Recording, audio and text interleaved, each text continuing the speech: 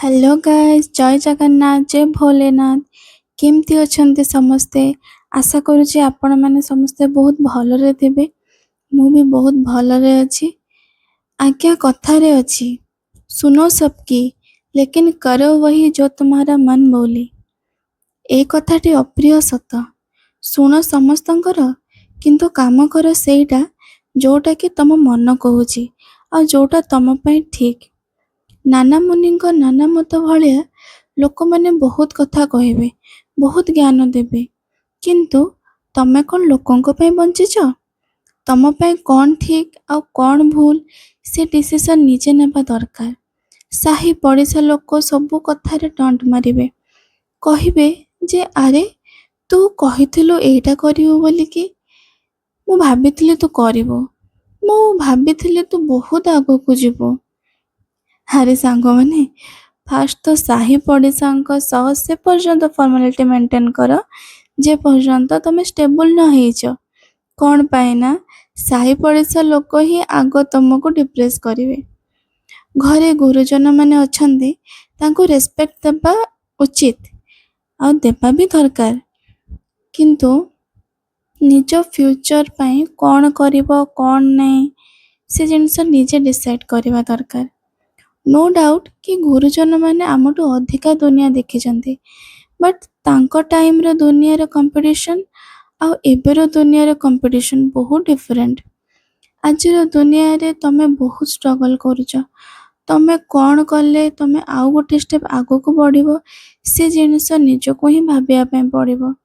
ବଡ଼ ଲୋକମାନେ ନିଜ ଲାଇଫ୍କୁ ଜି ସାରିଛନ୍ତି, ସେମାନେ ତାଙ୍କ ଲାଇଫ୍ରେ ବହୁତ କିଛି ଆଚିଭ୍ କରିଛନ୍ତି।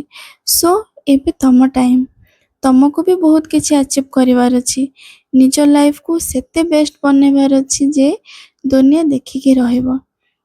ଏଇସବୁ ସେତେବେଳେ ହେବ ଯେତେବେଳେ ତମେ ନିଜେ ନିଜ ଲାଇଫ୍ର ରିମୋଟ୍କୁ ନିଜେ କଣ୍ଟ୍ରୋଲ୍ କରିବ। ଯେ ପର୍ଯ୍ୟନ୍ତ ତମେ ନିଜ ଲାଇଫ୍ର ରିମୋଟ୍କୁ ନିଜେ କଣ୍ଟ୍ରୋଲ୍ ନ କରିଛ ସେ ପର୍ଯ୍ୟନ୍ତ ତମେ ଲାଇଫ୍ର ଷ୍ଟ୍ରଗଲ୍କୁ ବୁଝିପାରିବନି।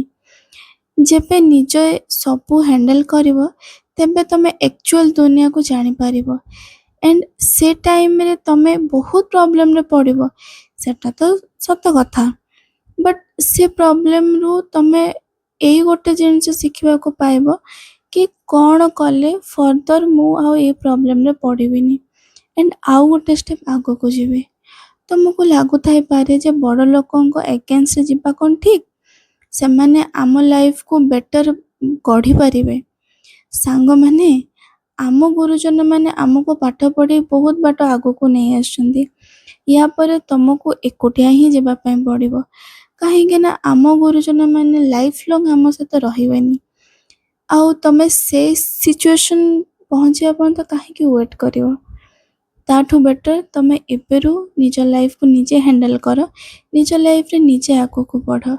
ବହୁତ କଷ୍ଟ ହେବ, ବହୁତ ଷ୍ଟ୍ରଗଲ୍ରେ ପଡ଼ିବ ତମେ, ବଟ୍ ସେ ସମସ୍ତ ଷ୍ଟ୍ରଗଲ୍ରୁ ନିଜେ ନିଜ ଭୁଲରୁ ବହୁତ କିଛି ଜିନିଷ ଶିଖିପାରିବ, ଯେଉଁଥିରେ କି ତମେ କ'ଣ କରିବା ଉଚିତ ନ କରିବା ସବୁ ଜାଣିପାରିବ।